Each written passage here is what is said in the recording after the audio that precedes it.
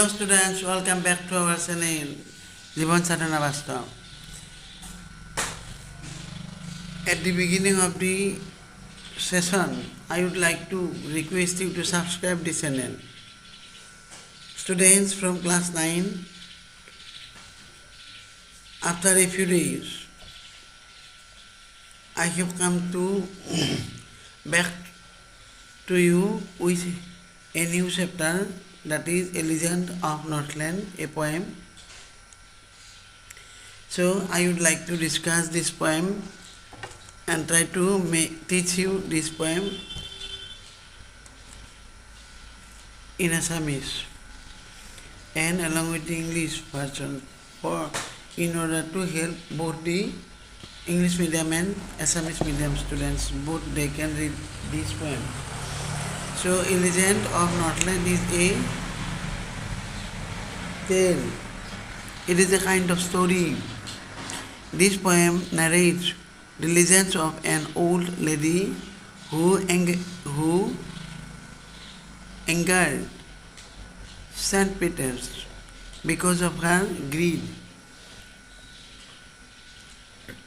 So there was an old woman and she was very greedy. Once she provoked St. Peter's, and St. Peter's became angry and cursed her. And how she became after the cursing by the St. Peter's. Just follow by reading the poem. ছাত্ৰ ছাত্ৰীসকল, আজিৰ কবিতা হ'ল এ legend of নৰ্থলেণ্ড, অৰ্থাৎ উত্তৰাঞ্চলৰ এটা সাধু বা কিংবদন্তি। এই কবিতাটোত এজনী বুঢ়ী তিৰোতাই ভগৱান ছেণ্ট পেটাৰ্ছক খং উঠাই লৈছিল আৰু এই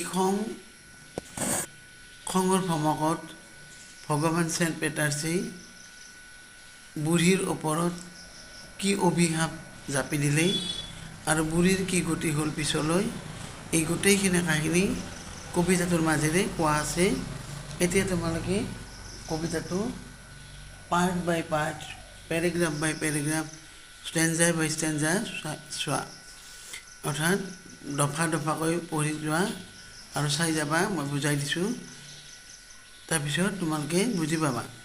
চোৱা, এৱে ইন দি নৰ্থলেণ্ড, বহুত যুগ আগত উত্তৰাঞ্চলত, where the hours of the day are few, উত্তৰাঞ্চলৰ সেই সময়ত, এই উত্তৰাঞ্চল নামৰ ঠাইখণ্ডত দিনৰ সময়টো তেনেই কম আছিল, অৰ্থাৎ দিনবোৰ ছুটি আছিল আৰু ৰাতিবোৰ বহুত দীঘল আছিল। And the nights are so long in winter, বিশেষকৈ শীতৰ সময়ত জাৰৰ দিনত ৰাতিবিলাক অত্যন্ত দীঘল আছিল আৰু দিনবিলাক তেনেই ছুটি আছিল। That they can't sleep them so, আৰু তাত থকা মানুহবিলাকে, বাসিন্দাবিলাকে গোটেই ৰাতি শুব নোৱাৰিছিল, কাৰণ অতিপাত দীঘল আছিল ৰাতিকেইটা। Where they harnessed the swift reindeers, আৰু তাত তেওঁলোকে ব্যৱহাৰ কৰিছিল swift বেগী বলগা হৰিণ।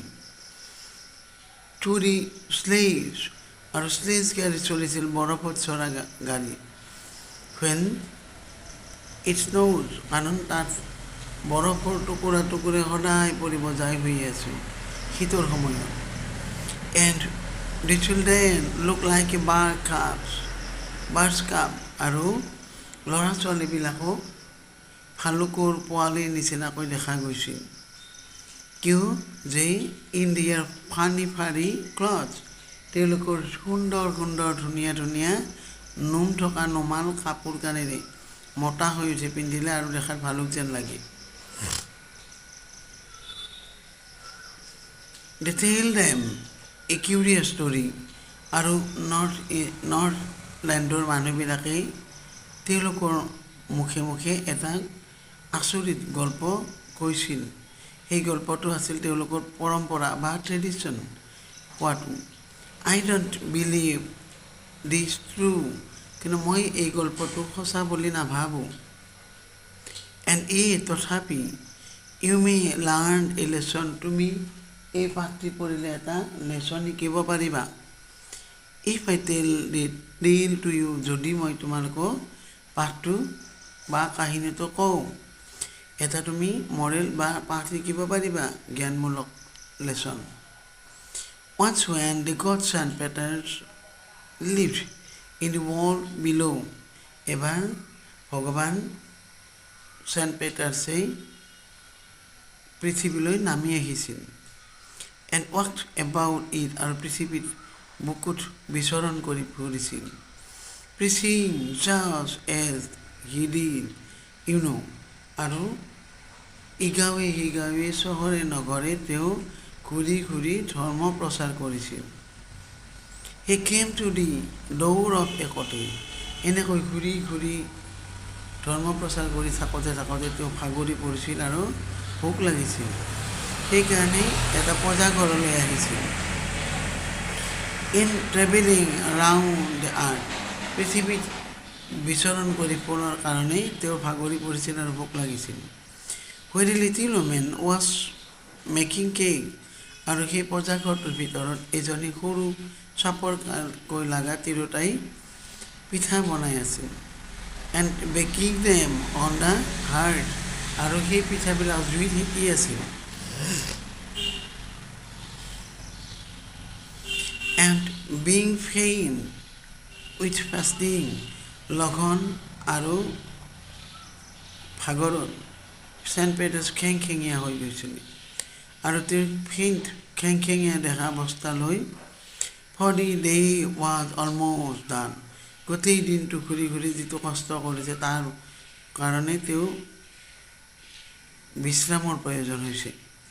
He asked her, ঘৰ সোমালে আৰু তিৰোতাজনে ক'লেই from her store of a cake, আৰু তিৰোতাজনীক অনুৰোধ কৰি নম্ৰভাৱে ক'লে যে তেওঁৰ হেনো ভোক লাগিছে, ভাগৰ লাগিছে, আৰু তেওঁ যাতে তেওঁৰ পাচিৰ পৰা বা জমাৰ পৰা এখন পিঠা দিয়ে। To give him a single one, আৰু কৈছিল মাত্ৰ এখন পিঠা দিলেই হ'ব বুলি কৈছিল। এনেকৈ চেণ্ট পেটাৰ্ছে বুঢ়ীৰ পৰা পিঠা এখন খুজিছিল। ছাত্ৰ ছাত্ৰীসকল, আজিৰ ভিডিঅ'টিত তোমালোকক এইখিনি বুজালোঁ। কবিতাটো শেষ হোৱা নাই, আৰু বাকী থকা অংশ পৰৱৰ্তী ভিডিঅ'ত তোমালোকক বুজাম। একেলগে গোটেইটো দিলে তোমালোকে হয়তো ভালকৈ বুজি নাপাবা বা মনত ৰখাত তোমালোকৰ ডিফিকাল্ট হ'ব পাৰে। যিহেতুকে our destination is to make your study or make your understanding easy and long lasting. So I don't want to give you all the poem at a stroke. Later part, in our later session we will discuss the remaining portion of the same poem. So till then, this is the enough for you. Subscribe the channel please, and thank you.